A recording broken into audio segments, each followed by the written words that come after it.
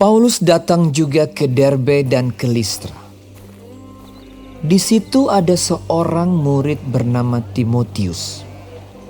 Ibunya adalah seorang Yahudi dan telah menjadi percaya, sedangkan ayahnya seorang Yunani. Timotius ini dikenal baik oleh saudara-saudara di Listra dan di Ikonium, dan Paulus mau supaya dia menyertainya dalam perjalanan. Paulus menyuruh menyunatkan dia karena orang-orang Yahudi di daerah itu.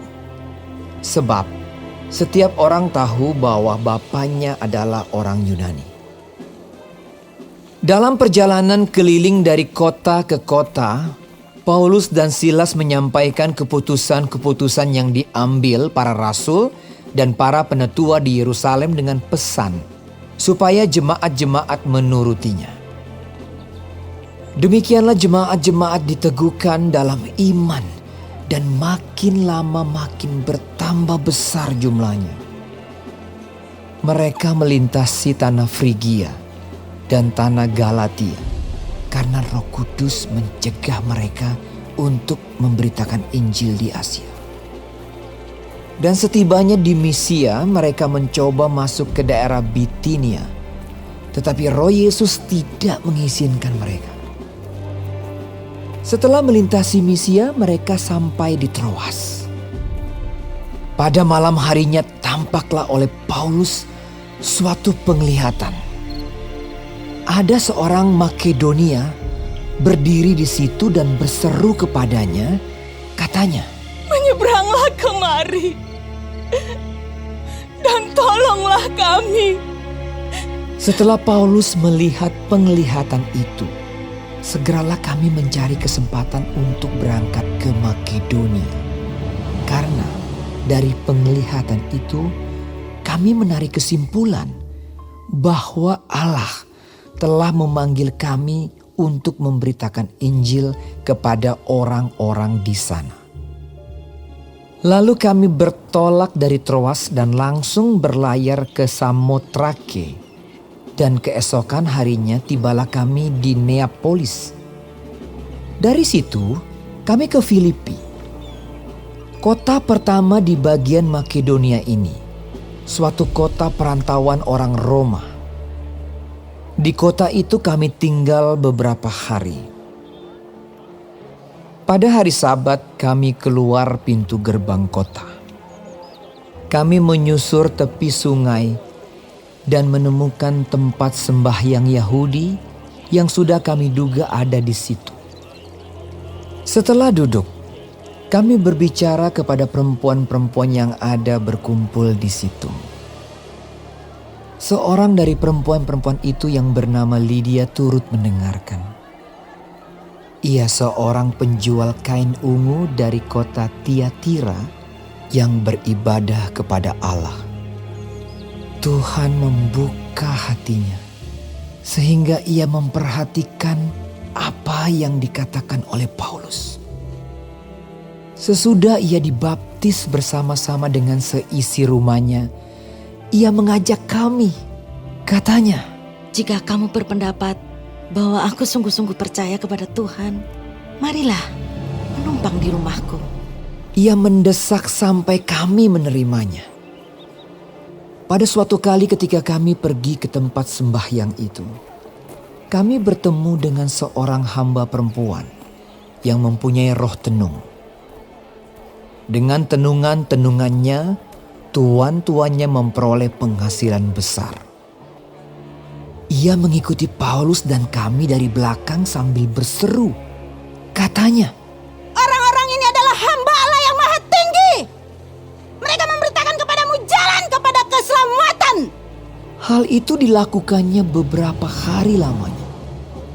Tetapi ketika Paulus tidak tahan lagi akan gangguan itu, ia berpaling dan berkata kepada roh itu, "Demi nama Yesus Kristus, aku menyuruh engkau keluar dari perempuan ini." Seketika itu juga keluarlah roh itu. Ketika tuan-tuan perempuan itu melihat bahwa harapan mereka akan mendapat penghasilan lenyap, mereka menangkap Paulus dan Silas lalu menyeret mereka ke pasar untuk menghadap penguasa. Setelah mereka membawa keduanya menghadap pembesar-pembesar kota itu, berkatalah mereka. Katanya, Orang-orang ini mengacau kota kita ini karena mereka orang Yahudi dan mereka mengajarkan adat istiadat yang kita sebagai orang Rom tidak boleh menerimanya atau menurutinya. juga orang banyak bangkit menentang mereka. Lalu pembesar-pembesar kota itu menyuruh mengoyakkan pakaian dari tubuh mereka dan mendera mereka. Setelah mereka berkali-kali didera, mereka dilemparkan ke dalam penjara. Kepala penjara diperintahkan untuk menjaga mereka dengan sungguh-sungguh. Sesuai dengan perintah itu, kepala penjara memasukkan mereka ke ruang penjara yang paling tengah dan membelenggu kaki mereka dalam pasungan yang kuat. Tetapi kira-kira tengah malam Paulus dan Silas berdoa dan menyanyikan pujian-pujian kepada Allah, dan orang-orang hukuman lain mendengarkan mereka. Akan tetapi terjadilah gempa bumi yang hebat, sehingga sendi-sendi penjara itu goyah. Dan seketika itu juga terbukalah semua pintu dan terlepaslah belenggu mereka semua. Ketika kepala penjara itu terjaga dari tidurnya dan melihat pintu-pintu penjara terbuka, ia menghunus pedangnya hendak membunuh diri karena ia menyangka bahwa orang-orang hukuman itu telah melarikan diri. Tetapi Paulus berseru dengan suara nyaring. Katanya, Jangan celakakan dirimu, sebab kami semuanya masih ada di sini. kepala penjara itu menyuruh membawa sulung, lalu berlari masuk dan dengan gemetar tersungkurlah ia di depan Paulus dan Silas. Ia mengantar mereka keluar sambil berkata, Tuan-tuan, apakah yang harus aku perbuat supaya aku selamat? Jawab mereka, Percayalah kepada Tuhan Yesus Kristus dan engkau akan selamat, engkau dan seisi rumahmu. Lalu mereka memberitakan firman Tuhan kepadanya dan kepada semua orang yang ada di rumahnya. Pada jam itu juga, kepala penjara itu membawa mereka dan membasuh bilur-bilur mereka.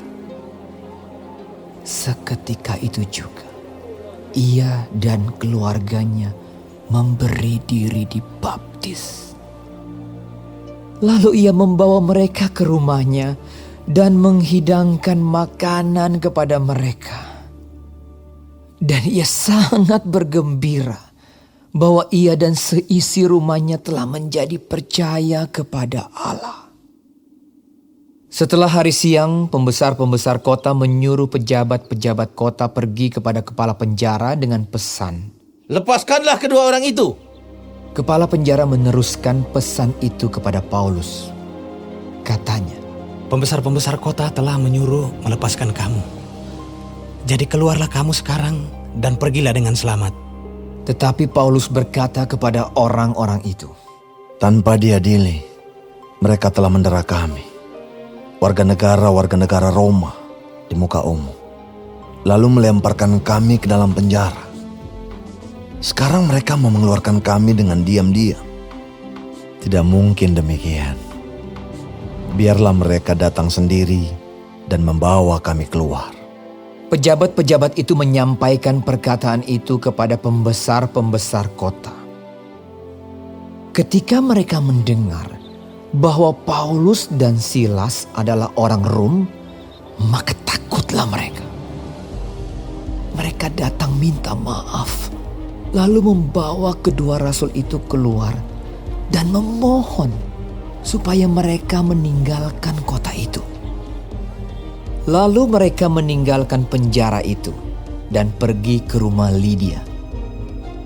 Dan setelah bertemu dengan saudara-saudara di situ dan menghiburkan mereka, berangkatlah kedua rasul itu.